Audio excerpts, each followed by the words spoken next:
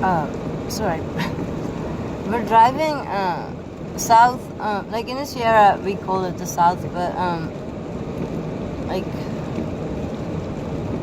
I'm already in San Bernardino County. I'm actually fleeing from the snow, because I'm really not set up to like survive in that, and I've learned from experience, like that I have to kind of relocate, and I don't mind. It's just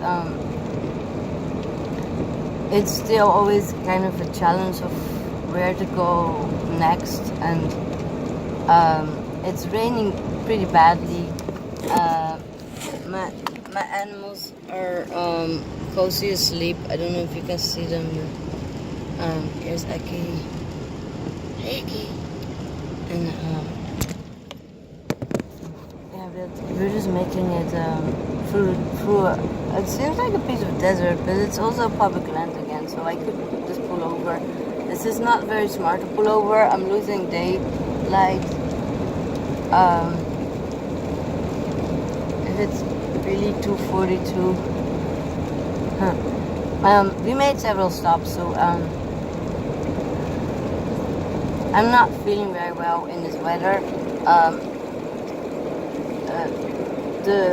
The rain often makes my joints hurt much more. It's very hard to hold the wheel for me in my hand, but I'm very glad I have a car. I just need to pull over sometimes.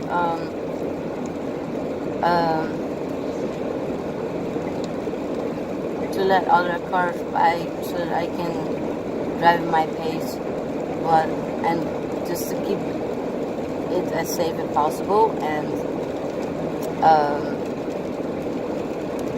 other than trying to beat the daylight to find pre-scout place where I can park for the night, preferably legally. I actually am not in a hurry because I can also go. I'm on the way to the Costco because there was no Costco in Ridgecrest. I had Googled that, but I guess that was an old Google result, or I don't know. And then heading to the south. Again, for me, it's not really south, but I think it's south of the Sierra Nevadas.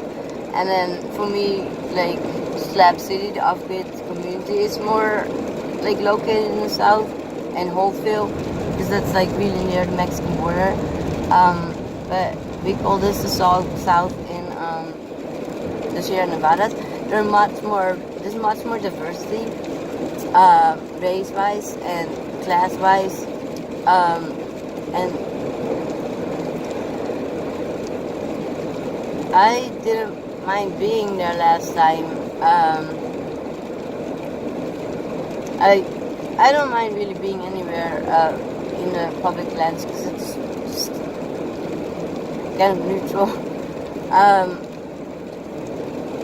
But some places are harsher, and like this kind of weather changes are more extreme, and that impacts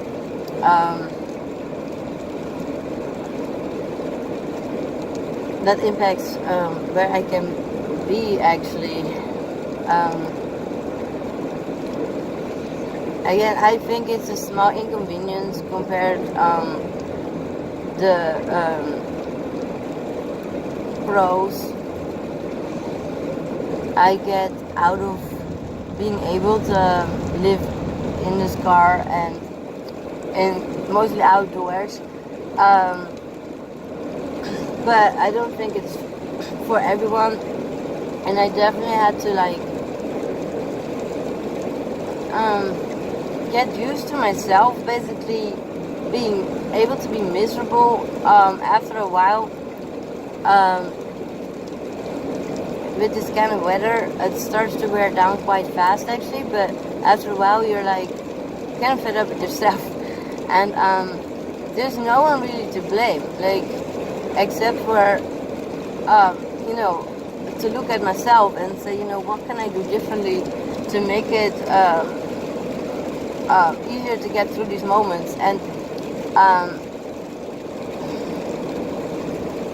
in previous situations, I just didn't manage to like make that shift.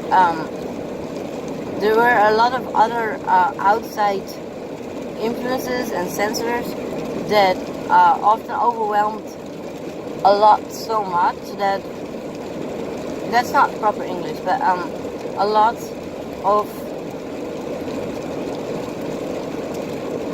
aspects, I guess, and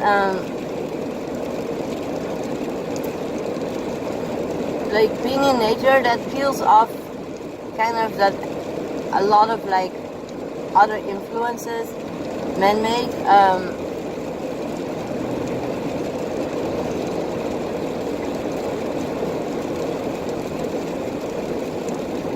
Yeah, I have to slow down because the cars around me are really driving crazy and they're blinding my view with the water splattering up. But again, it goes well. It says 45 miles. Jesus, that's so much. Sorry guys, I'm being blinded by the passing traffic. They're not coming to the picture now.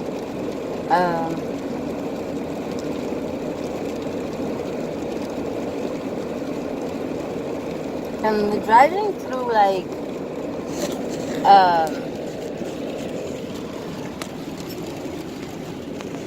okay, this was not a good idea. Sorry guys. We're driving through like public land.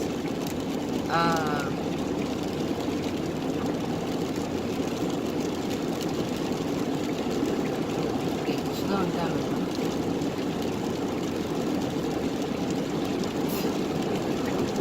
Okay, so this is the first time that people have not blinded me.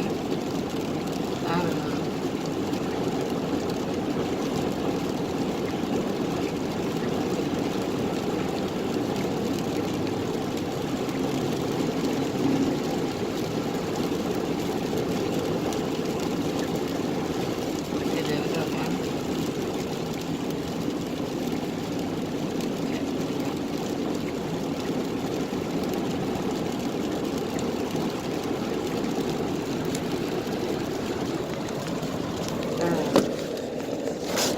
Okay.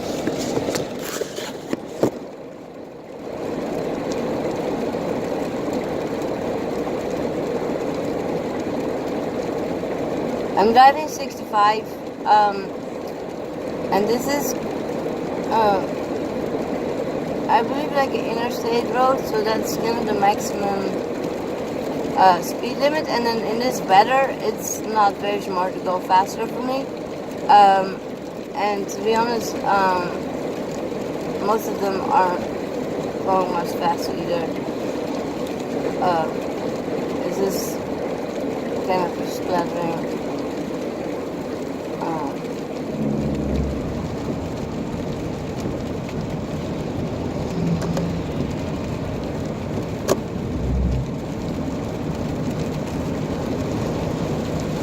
Oh my god.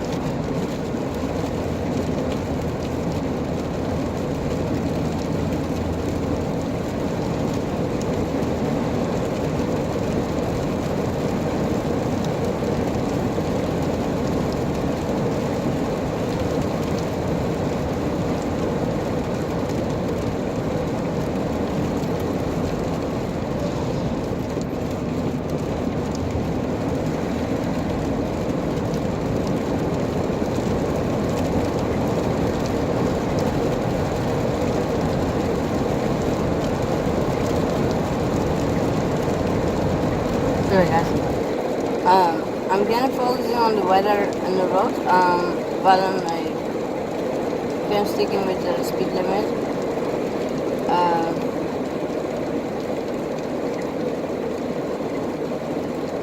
I've learned to prioritize certain things like safety, and in order to prioritize my safety, I do keep the weather forecast always in check, or as much as possible. Drive as safe as possible. If I am tired, I pull over, and it's no problem most of the time because I'm in these public areas anyway, where you're allowed to be up to 14 days or 28 days, and I have no reason to be staying somewhere that long, but I could. We could, and in the Sierra, I definitely choose to stay longer. I have favorite camping sites there, but the weather is a little bit more advanced, so not as freezing. It's still cold, and there are still chances of sudden snowstorms into June or July actually, and there's even snow up until that time. It's just not as hazardous most of the time, or less likely to be hazardous as around the winter time and the fall, where the sudden snowstorm can turn into 6 feet, or or higher actually. The first winter I spent in the Sierra Nevadas,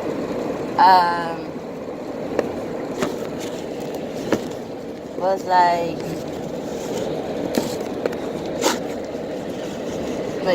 2-3 winters ago, and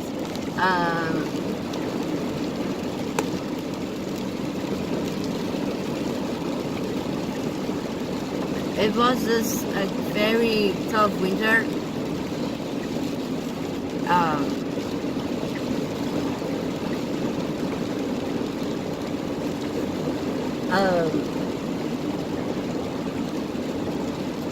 And it actually snowed up to 40 feet.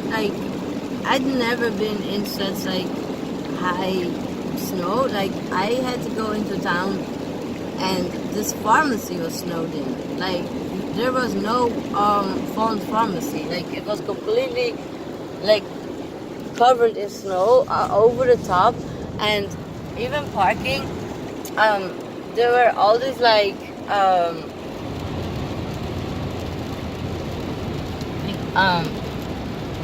it was a maze of snow, but the walls of snow were really high, over reaching that top of the pharmacy, and then the walls around the parking lot were a little lower, but not much lower. And so yeah, I don't know, I hope that's not happening again, even though we need the snow for the drought issues.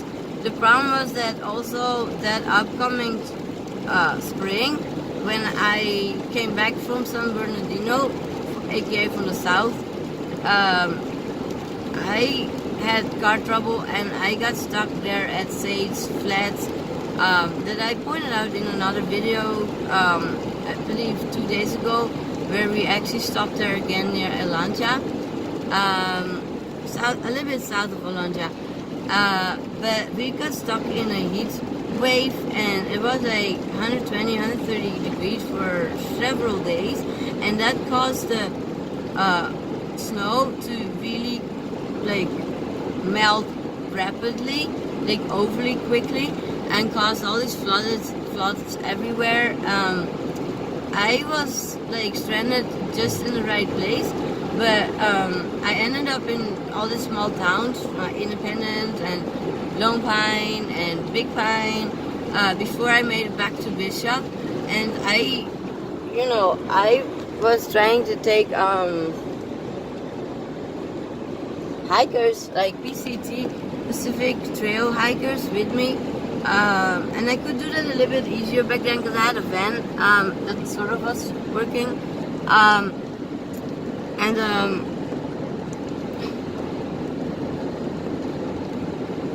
I mean, it was broken down, but I got it to work to go to the next town over every time when it was cool enough, and at night it was not cool, but it was cooler. And yeah, I just don't hope that I ever have to face those circumstances again, even though I am really, really happy that I got through it and that I learned to like ask my friends for help and learn skills that I still can use now. In fact, that's what I'm using right now. That I'm like, okay, I have to relocate because I could end up in a situation like that, in the snow or in the rain when the roads change, when there's like a massive flood or snowfall, and yeah, they're just different life lessons than I needed when I was living in like a very poor neighborhood, and I did not have a lot of agency over my own like time and safety and living spaces. And for me, it works out well. It's not without inconveniences or cons, but for me there were more cons to like have to deal with these horrible neighborhoods and horrible experiences at non-profits and government agencies and just crappy people who were violent and just you know, again, this nature doesn't judge me. It doesn't like intentionally like create atrocities. Like the weather is just it is, and I can learn to deal with the elements much better. Yeah. I don't know. I hope this doesn't film upside down again. There's something funny happening. I'm hoping I can like turn around the screens because I really like some pieces that I document, but then it's upside down, or I don't know, the dogs are barking, or there's something weird that I hope to be able to edit out with my background in film, but I don't have too much access to devices. Most of it has broken down right now after like 4 years, and the phone is great, but I don't know. I'm trying to look into an app. I've reached out to like former like mentors and people like if they know an app that I can put a little bit better like pieces that I like together, and hopefully share with the world a little bit in a way that you know, create awareness and shares an option of like, in addition to like having to survive in a poor neighborhood or in a city or even as stuck in the country, because these small towns, like there's a difference between like being stuck on the street or like being able to do this and to organize your life in this sense. This is for me like active outdoor lifestyle, climbing, bouldering, swimming, hiking, prioritizing self-care, so the hot springs,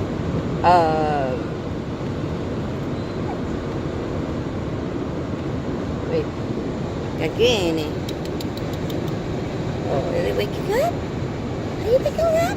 Kakini.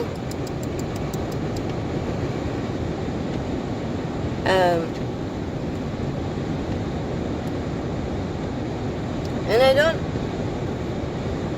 don't know, I don't think it's for everyone again, but I'm meeting a lot of like climbers in the Sierra Nevada specifically because there's so many boulders, and they really seem to really kind of appreciate this kind of like lifestyle in this kind of landscape, and they give me like their beta, like their resources, in a way that helps me sustain myself, and I also can like share mine without having to stand in line or like losing time, daytime, or yeah. And again, it's not for everyone, and so I don't really mean to offend anyone. There is a stoplight. I guess we're not on the freeway or something. Okay, it's green.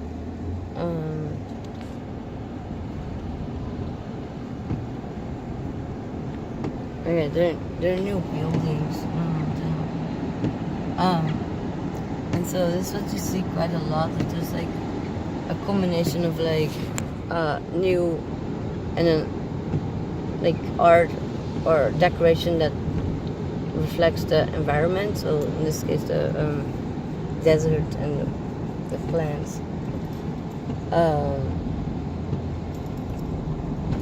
Okay, let me go straight because we're driving through a town.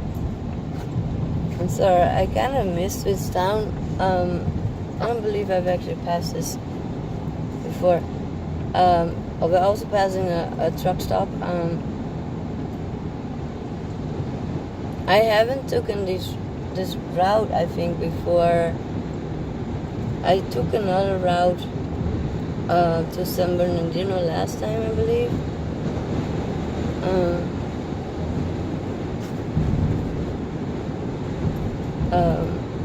Because I might have made some other stops as well.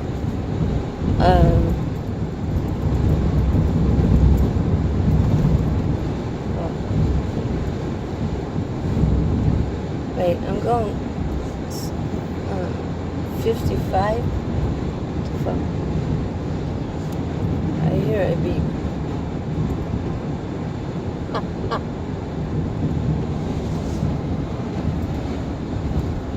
Hey, Aki.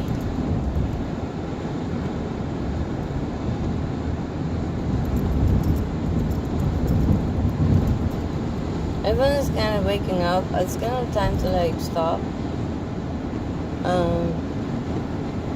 Again, I'm not really in a hurry. There are plenty of places to kind of safely park and not be in the way, and not still adhering to the local laws and the state laws. And I do that mostly for safety reasons, because there are ways to go stealth, which means like mostly invisible in urban areas, but I have noticed that it's not healthy for my peace of mind and need to really rest, because that's the only reason why I actually pull over, to get that rest, to stay safe on the road. And the laws are set up in ways that prevents me from doing that in areas where there are people. And I don't know, it is what it is. I understand people have problems with like people not paying the same kind of taxes. I prefer to, again, to spend these days in ways that hurts me the least. I'm really still a lot in pain, and my ability to survive is really like limited by the injuries that I experience daily. Some of them really untreated and being denied by healthcare that is kind of misunderstood. I am one of the people who actually does believe in healthcare and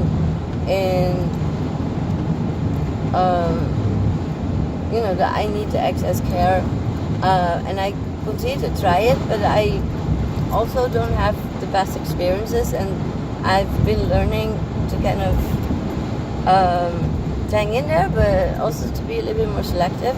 And I think that it's a little bit being misunderstood. And at the same time, I run into a lot of people who really like in this lifestyle and in the off-grid communities, but everywhere actually, who do not want to be part or go back to the medical or the traditional healthcare.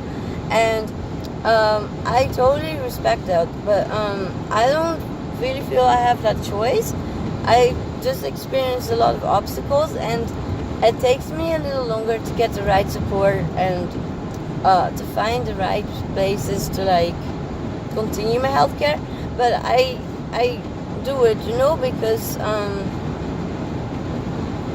I don't have only bad experiences. Besides not necessarily have the most choices, I still have a choice. And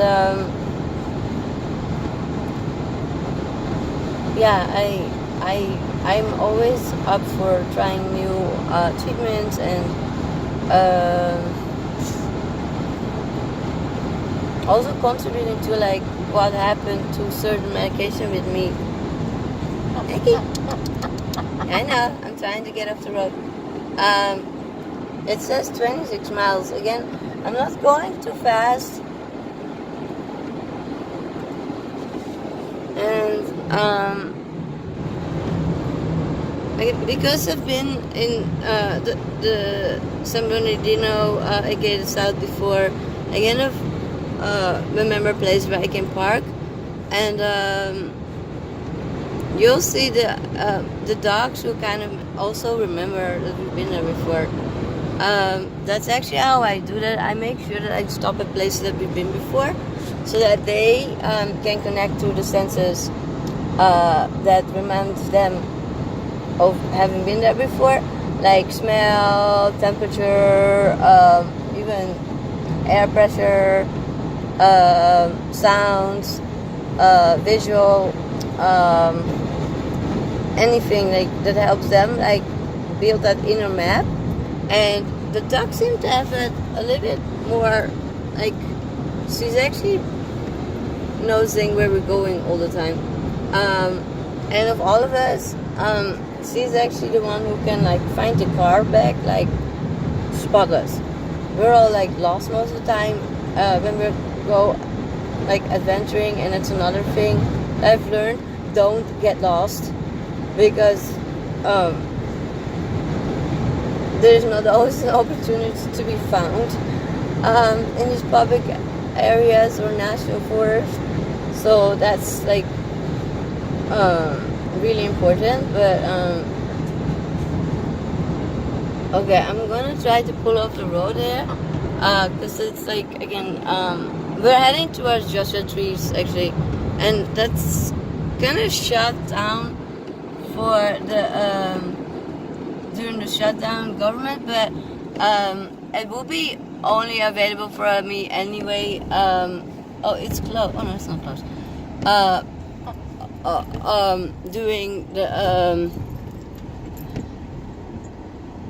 During the day, and I would like sleep where I would sleep right now, which is outside the national forest, and continue for 3/4 of a mile. Sorry. I don't know if we actually. And normally I would throw out the dogs so that they can look run loose, but this weather is a little bit unpredictable, and I'm actually just doing a potty break for all of us. And again, we're free to be here. They know the different like road gravel or like contacts that we're like getting off and that we're gonna stop soon. Like see, they get like kind of perking up and like they're waking up from their nap. Papa too. Hi. I should definitely keep my hands on the steering wheel. These roads are a little bit unpredictable, and definitely not maintained, but I love that. I've come to love that. I'm gonna stop at the Joshua trees. I fell in love with the Joshua trees like when U2 brought out the album. I think the late 80s or 90s actually. And I had this like dream that I would one day like find my way to Joshua Tree Park and touch these magical trees. And I keep saying like, bloody hell, those things are like something else. Like they're cactuses. Like that wasn't very clear to me at the album. I was just mesmerized, and they're still mesmerizing. This is not a touch.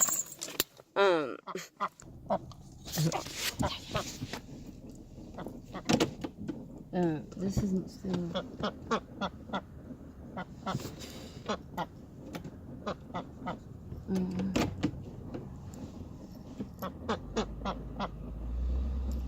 Oh, there we go. No, Jesus.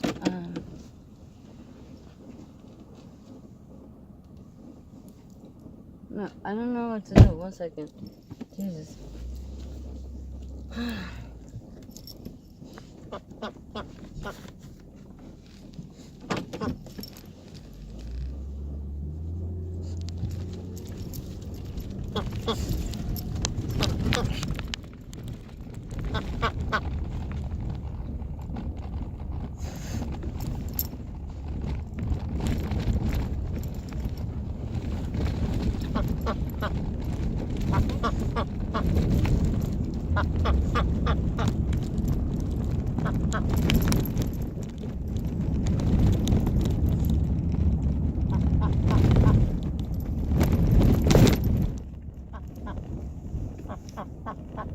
Oh, Jackie, come on.